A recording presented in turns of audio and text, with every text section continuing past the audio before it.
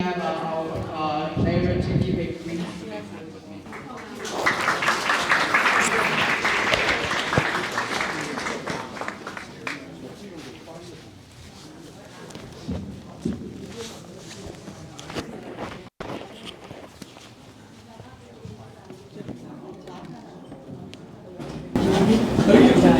Hello.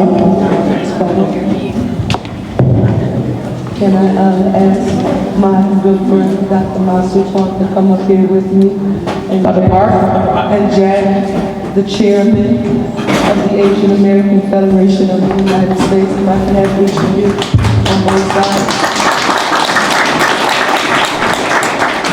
I want to start by saying to you that I am here tonight out of a deep sense of respect and admiration for Philadelphia's Asian American community, along with an extremely long relationship that goes a long, long way back with Dr. Masu Park. Long before I ever became mayor, a councilperson, or an elected official, he's been a leader and an advocate for the Asian community, along with all of Philadelphia.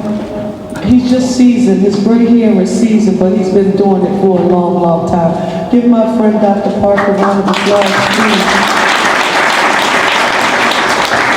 And Jack, the first time you and I interacted with each other, whenever I think of institutional knowledge like that, which Dr. Park has, Dr. Park, I often think of Marion Tasco. I think of Marion Tasco and how she and Augusta Clark trained me and worked with me and gave me the opportunity to serve. And so, Jack, when learning that you are actually the chair of the Asian American Federation of the nation, the entire United States, I want you to know that I was super duper proud. Can you please give both of them a huge round of applause? I want to let each and every one of you know that I truly appreciate you all working with our administration to hold this very important town hall discussion here tonight. There is someone who is seated in the audience today saying, wait a minute, this is a history-making moment. I've never not been able to hear Mayor Sherrod Parker. On tonight, I found out on today that even I am human. I wanted to come. I wasn't going to miss this moment. I said to my team, and you have the best and the brightest represent the city of Philadelphia who is here, and any question and or comments that you have, they're going to make sure that I know about it to ensure that the city is responding. But more importantly than that, they're here to make sure they answer your questions. I'm unapologetic. And Dr. Park and Jack, let me say this to you just in case you get any questions. There is nothing that anyone can do to change my mind about my vision and goal for the city of Philadelphia, and that's to make it the safest, cleanest, greenest big city in the nation with economic opportunity for all. I know it's tough. I know when you hear me talking about one Philly, a united city, we have some challenges, and from time to time, we have some differences, but I think our unity and our strength, when we are working together, we can do amazing things as partners. And so I wanted to just come here so that you can see my face. Thank you. Thank you. I don't want to touch it, if that's okay. It goes so that you can see my face, but you to know that my team is here. Chief Deputy Mayor Vanessa Garrett is going to come up and assume the responsibility of continuing to go through, sort of the process and the notes that I will be going through here on tonight. But any and every question that you have, we are going to the best of our ability, answer them. Is that okay with you? Thank you all so very much for the patience and understanding.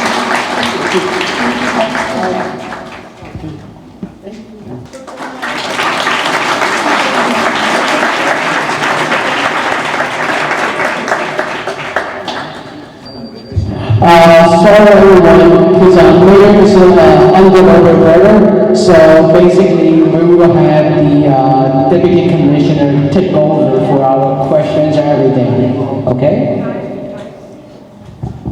So good evening, everyone. I'm Vanessa Garrett Harley, Chief Deputy Mayor to Mayor.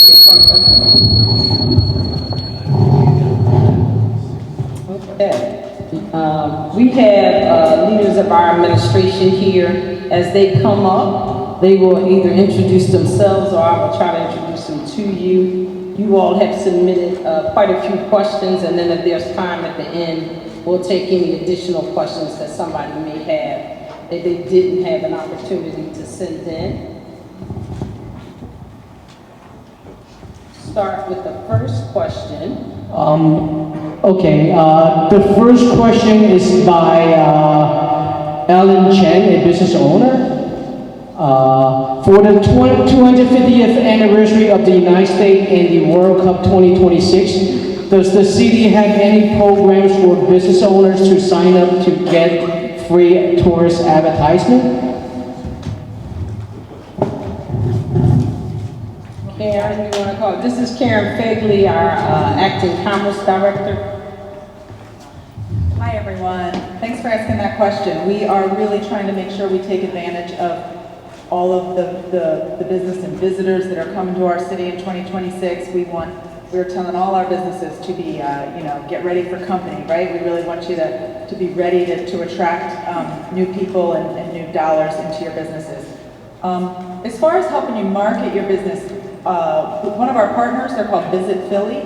They're going to be running sessions to teach businesses how to, what's the right word, like optimize your Google profile, right? I think many of us know if we're looking for anything, right, we Google map it, and you got to be on there and you got to have your information, and there's ways to really optimize that. So there's going to be free courses from Visit Philly teaching businesses how to do that. The other thing we have to offer is that on our Philly.gov 2026 webpage, there is a way for businesses to register to be potentially matched with opportunities that come up, right? Contract opportunities, vending opportunities, those sorts of things. So we are encouraging businesses to go to that page, it's Philly.gov/2026, and ensure that your business is registered so that if there's opportunities for you to bid on something, you can do that. That's it. Thank you. Thank you. In addition to the prior question, what is the city going to do with the huge crowd, heavy traffic, and the safety concern from all these major events for 2026? The question is, what is the city going to do about the huge crowds, heavy traffic, and safety concerns from all of these major events that we're expecting in 2026? This is Police Commissioner Bethel. Thank you. So we have been planning with Giselle and the team for all along 2 years now, right? So the planning for next year started even before I returned to the police department, probably say in 2023. We anticipate a large presence, but it's going to be staggered over days and time, so we will be fully prepared. We will have additional staffing across the entire city and into our complex area and other areas of the city, but we're confident that we will have more than enough staffing to be able to deal with the issues around traffic and the surge of personnel to be able to do that. We'll be bringing additional assets into the city. State police will be coming into the city to support us. We'll be doing our mutual aid, so we'll have our county officers from the counties will be coming in to support us, but we'll be ready. Don't worry. Thank you, Commissioner Bethel. Our third question is by King Sue. Please stand up. I think he's in attendance tonight. A project that is financially sound and will produce jobs and tax income for our city is opposed by the RCO in the neighborhood, just because the neighbor think that the developer is making money out of it. And the councilman for the district is afraid of the neighbors and will elect him if he supports it. What should the developer do to get a fair assessment of the project and variance for his or her project? So good Good evening, everybody. My name is Jesse Lawrence. I'm the Director of Planning and Development here in the City of Philadelphia. When it comes to developing anything here in Philadelphia, community support is a big component, almost a requirement in many cases, right? So I think that the developer should garner the support from the community members who actually support the project. It should work with those representatives who advocate for that community, and it should work with the council person to basically solidify that support. To be clear, it doesn't necessarily overrule the zoning process that's associated with getting that deck approved, or excuse me, getting that project approved, but it does inform the process of like stakeholder engagement and community engagement. So, you know, whether it's an actual trip to the ZBA or some sort of letter of support, if it's just a over-the-counter permit, you should definitely work to get that support from the community, because that's the center of everything getting developed here in Philadelphia. So be sure to just start with the community, start with your representatives of the community, and work your way to the council person who will be able to advocate on your behalf. Thank you. Our next question is by the Hip Sing Association of Philadelphia. Real estate taxes have been increased dramatically over the past few years and becoming a huge issue for a lot of homeowners. Are there any plans to keep the real estate taxes stable? Any predictions for the future tax rates?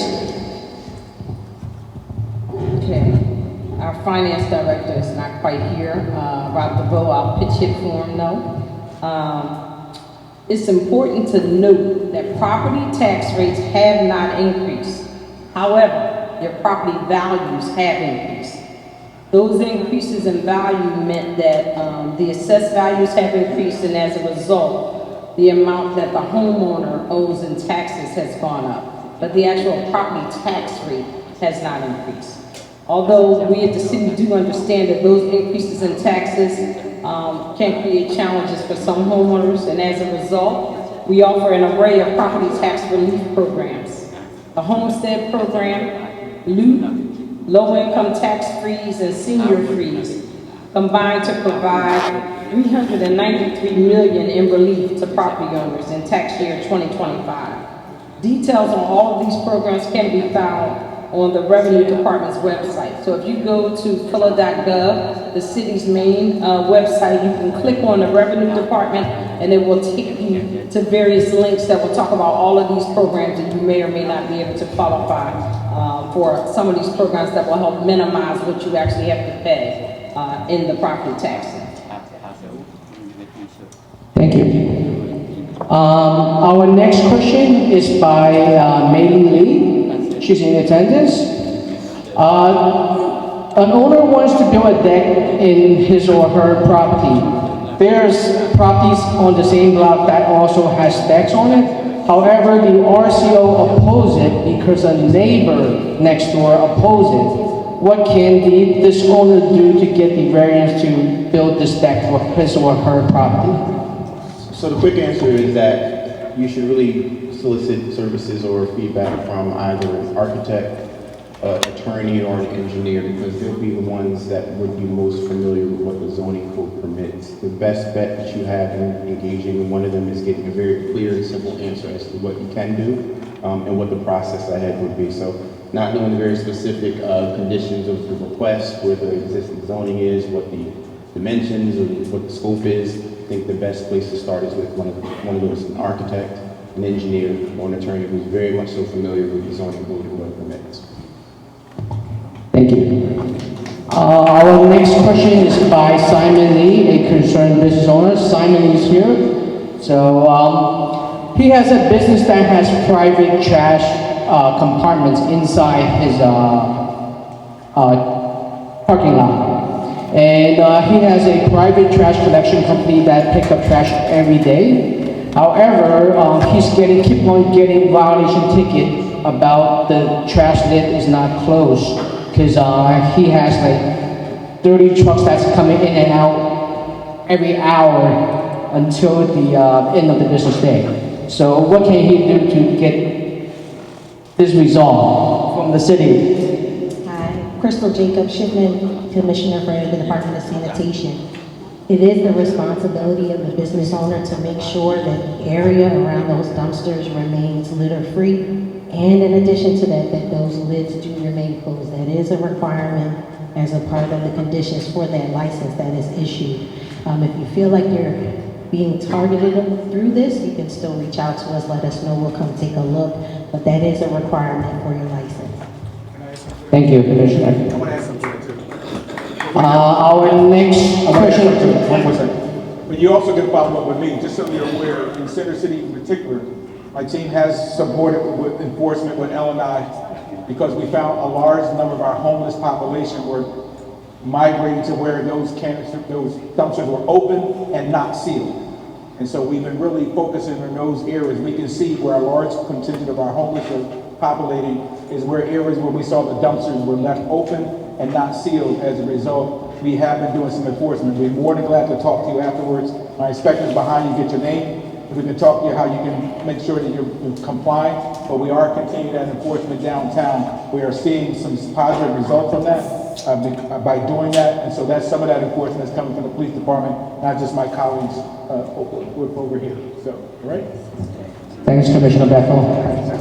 Our next question is by Keith Shao, Chairman of the Northeast Development Court. Keith, please stand up. Right there, Keith. There's an unlicensed 24/7 smoke shop that received a cease of operation order from L&I. However, the shop's still operating despite the order. Can you tell us who should we contact to enforce the closure of this shop, L&I or the police department? So I think you can start with us. I mean, obviously you can call 911. You can call 311. We will issue code violations for those violations. I know my colleague is not here. Where's the L&I? Basil. I'm sorry, Basil.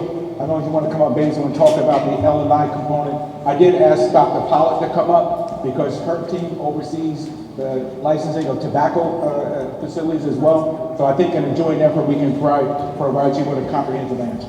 Basil, please. Good? Yeah. Hi, everybody. Good evening. My name is Dr. Pollock Ravel Nelson. I'm the Health Commissioner for the City of Philadelphia. Tobacco establishments require a license from the state, and they also require a tobacco permit from the City of Philadelphia. If you have a place that's open and operating at all hours and you have this complaint issue going on, as the police commissioner mentioned, you can file a complaint through 311. We can also get you information. The challenge with this question is I didn't have the address. If you provide me with the address, I can find out for you whether or not there's an active tobacco permit, and then we will work with licenses and inspections. We will work with the police department, and we can do everything from 48-hour cease operations to 14-day cease operations. So we just need the specific address. All right? Thank you. Thank you, Commissioner Ravel Nelson. Our next question is by Suk Chen, a concerned owner. He went to apply for a use and occupancy permit in the city, and it was told that he needs to submit a lead inspection report for the property. After he submitted the lead-based paint inspection report through his Eclipse online account on February 11th, 2025, and he still hasn't received any response from L&I as of this day. What should he do in this situation? Hi there. Pollock Ravel Nelson again. So for lead-based paint related issues, so every rental property in the city of Philadelphia, as of 2 years ago, is required rental properties to either get a lead safe or a lead-free certificate. The way that you get that is by hiring a dust wipe technician if your property was built before 1978, and they'll do a visual inspection and a dust wipe test, and then they give you those results, and you upload them in our system, and our system works with L&I directly. So when you go to apply for your rental license, it'll go ahead and ping our system. Now, where I'm getting a little confusion is it sounds like, is this a brand new property that is, if the property was built after 1978, that's when lead paint was banned. So we know that lead causes irreparable harm to kids and everybody else. Everything from lowered IQs to all the way to death. So if the property was built after 1978, then it probably doesn't have lead paint in it. and that requires a different inspection. But if you are stuck in the system, and if you can get me the information, we'll absolutely help you figure out how to get your rental license renewed and everything. Let me clarify the question again. Yes. He did get the inspection report done and submitted through the Eclipse already, but he hasn't received a response yet. That's why what he's asking. So the inspection report does not get submitted to Eclipse. It gets submitted to the lead certification database, which is linked to Eclipse. I can gladly provide the information about where that link is for you to upload that. After this, if you want to connect, I'll give you all of the information.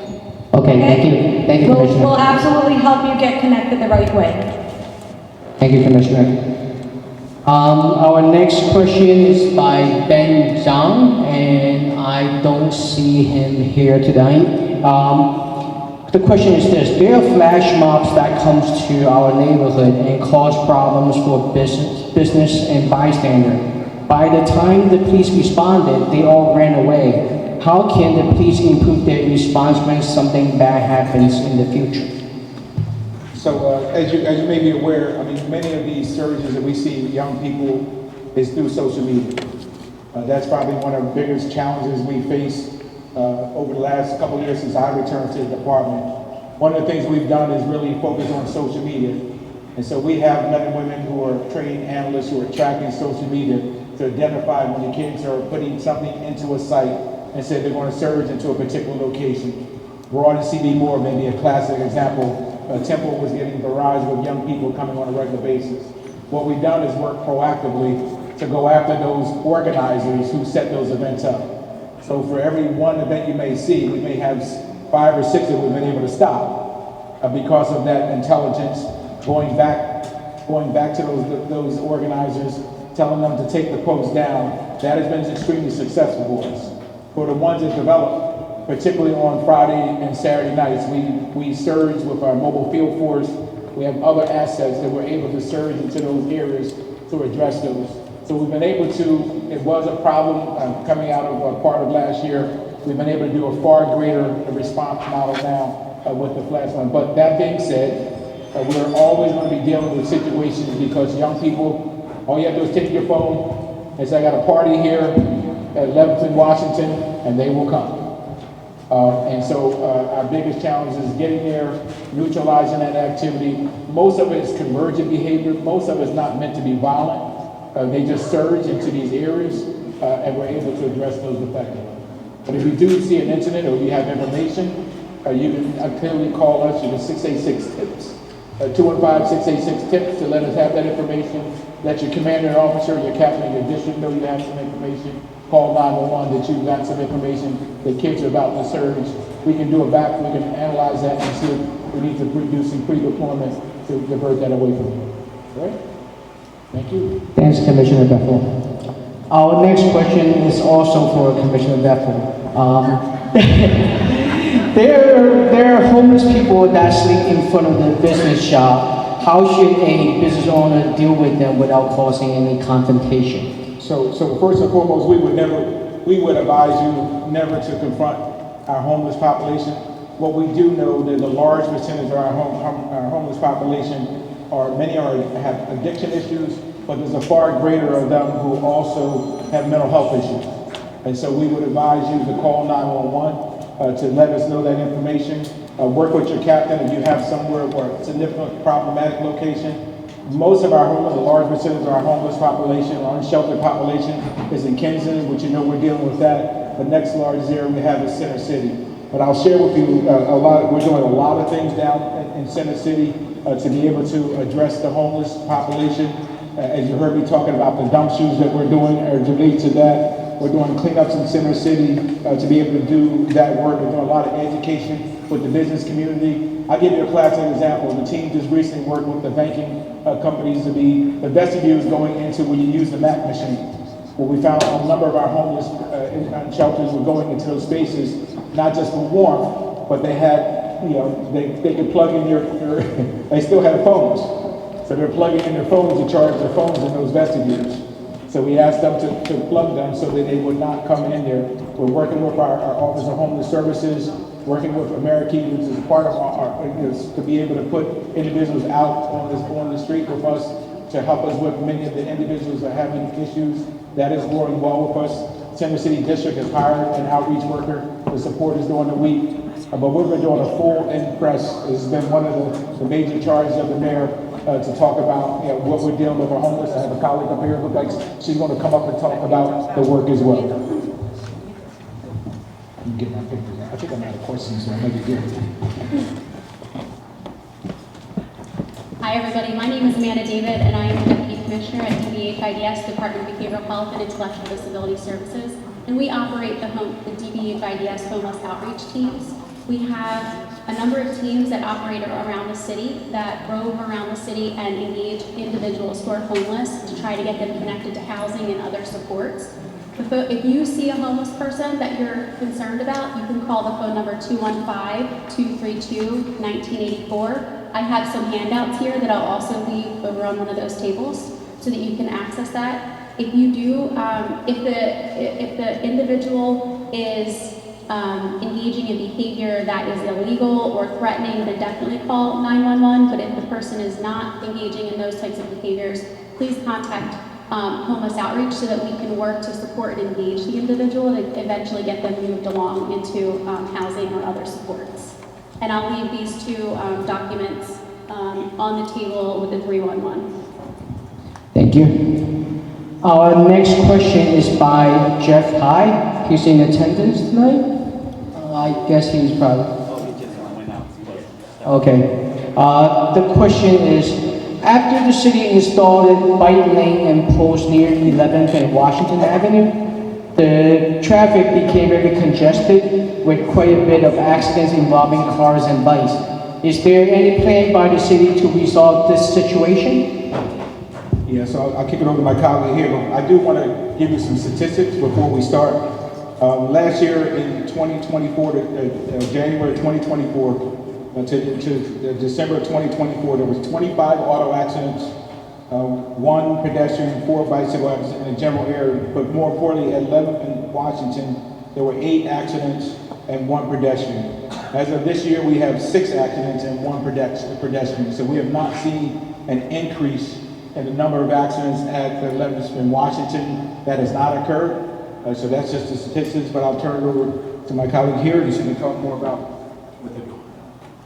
Thank you, Commissioner. Hello, everyone. Kristen Del Rossi, Streets Commissioner for the City of Philadelphia. So currently, our engineering division is reviewing the traffic signal timings and offsets on the corridor to improve safety as well as traffic flow through the corridor.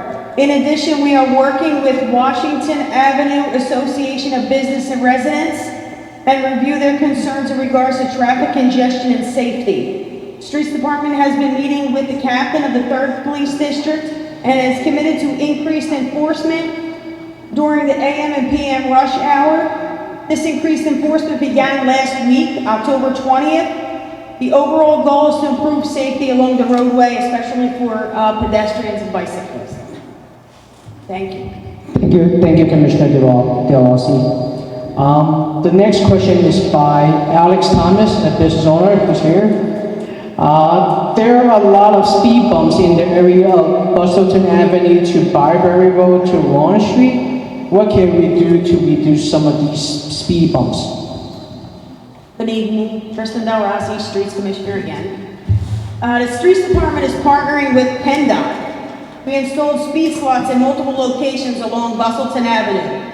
The installation of these traffic calming devices reduced the speeds along the corridor, resulting in reduction in traffic crashes, while reducing injuries, fatalities, and property damage along the corridor. At this point, there is no plan to remove or reduce the number of these pavement undulations and have proven to be efficient and countermeasures to speeding along the corridor, increasing traffic safety. Thank you, Commissioner, again. The next question is also by Alex Thomas. In the area of Welsh Road to Pine Road to Darlington Road, the traffic lane has been reduced to 1 lane recently, and it's causing a lot of delays. Can the street department change back to the 2 lanes like before? Hello, Streets Commissioner. The Welsh Road project is a PennDOT safety improvement project with the objective to reduce the high frequency of pedestrian, angle, and rear end crashes. The project included the installation of new traffic signal equipment along the corridor. The traffic signal construction and new equipment is partially complete. Fiber communication between each intersection and the City of Philadelphia's Traffic Operations Center has not been established yet. Once connectivity with our TOC, the Streets Department will optimize the signal timings to allow for better traffic management along the corridor. We appreciate your patience as we work to improve safety, optimize traffic efficiency, and traffic management. Thanks, Commissioner Del Boschi. Actually, that was our final question for the night. Anybody in the audience has any other questions?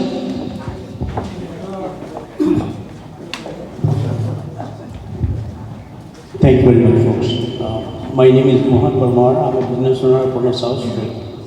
My question is, street closure over the weekend, Friday, Saturday, Sunday night at 10 o'clock. It really suffers the customers as well as the restaurateurs. So see if we can get some highlights on that. Even is that bad that the police have to give us a ticket after 10 o'clock. And even though you own the business, you own the buildings, you still have to get a ticket. So we need to share that. He's asking about street closures. Talking about street closures on South Street? Yes. Yeah, I have an inspector here. He'll walk you through what the purpose is behind that. That's a coordinated effort. Inspector Taylor leads the South Division, and he can explain to you what the purpose is behind that. Okay, Inspector Taylor from the South Police Division.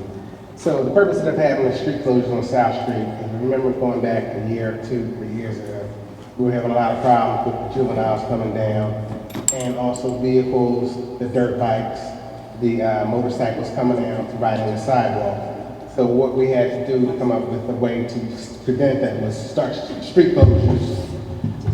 Beginning, I think it's on 10th South, all the way down to Front South, to help us with the traffic issues, but also it kept a lot of the crowds out. As you remember, we had a lot of issues with some street violence down there.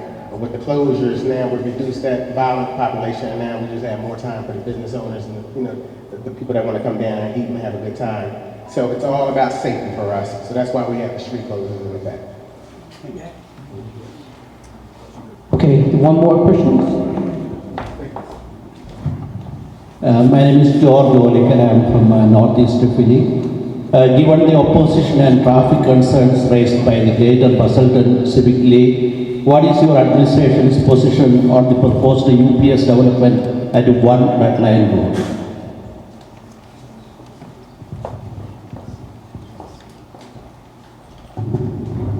Hi, good evening. I'm Mike Carroll. I'm the Deputy Managing Director for the Office of Transportation and Infrastructure Systems.